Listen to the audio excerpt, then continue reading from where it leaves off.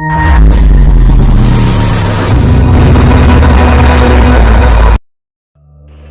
সময়ের কথা, গভীর এক জঙ্গলে বাস করত একটি বাঘ। তার নাম ছিল শেরু। বনের সকল প্রাণীরা তাকে রাজা বলে মান্য করত। সে ছিল শক্তিশালী, সাহসী এবং ন্যায়পরায়ণ। কিন্তু সময়ের সাথে সাথে শেরু দুর্বল হয়ে পড়ল। সে আগের মতো শিকার করতে পারত না। অনেক সময় তাকে না খেয়ে থাকতে হতো।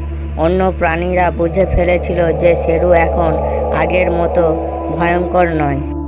সে এক এক সময় ছোট্ট বনমুরগি দিয়েই তার পেট চালাতো। একদিন শেরু গভীর জঙ্গলে এক গাছের নিচে বিশ্রাম নিচ্ছিল। হঠাৎ চতুর শিয়াল নাম কুট্টু সেখানে এসে বলল,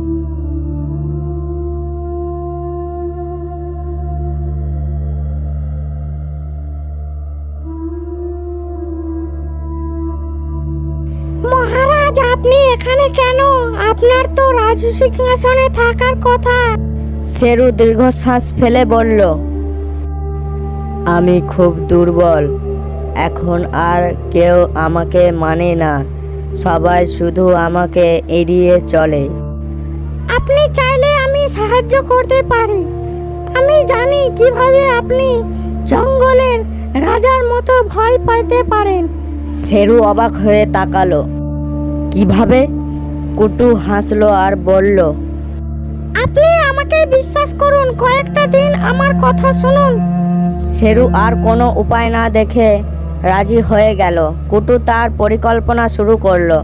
প্রথম দিন কুটু পুরো জঙ্গলে ঘোষণা দিল, বনের রাজা শেরু আবার ফিরে এসেছে। সে গভীর সাধনায় শক্তি অর্জন করেছে।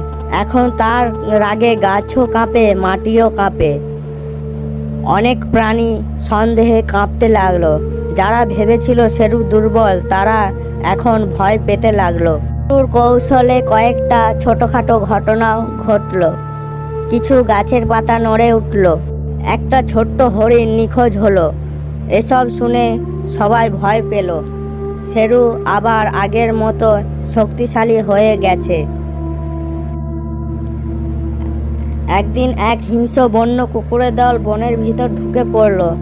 ছোট ছোট প্রাণীদের ভয় দেখাতে লাগলো। তখন শেরু, যদিও খুব দুর্বল, সাহস করে সেই দলটিকে ধাওয়া করতে লাগলো।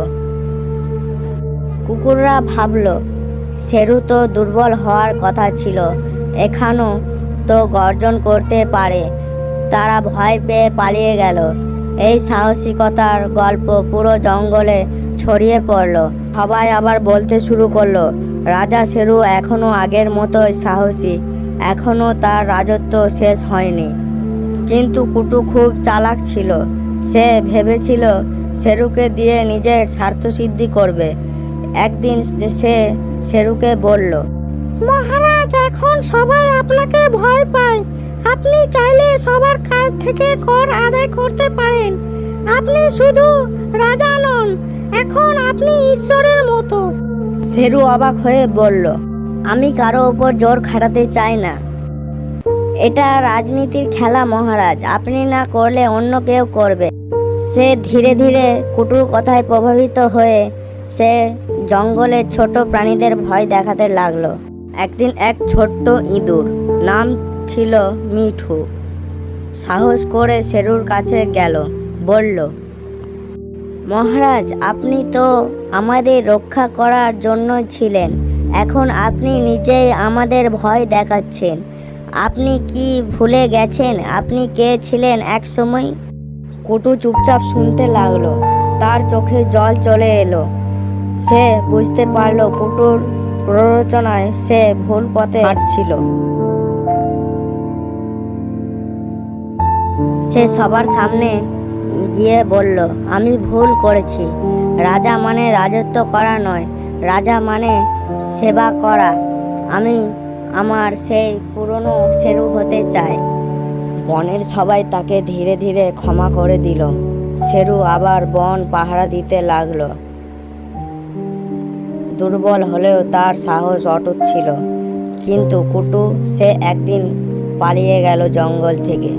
তার পরিকল্পনা কাজ করছিল না।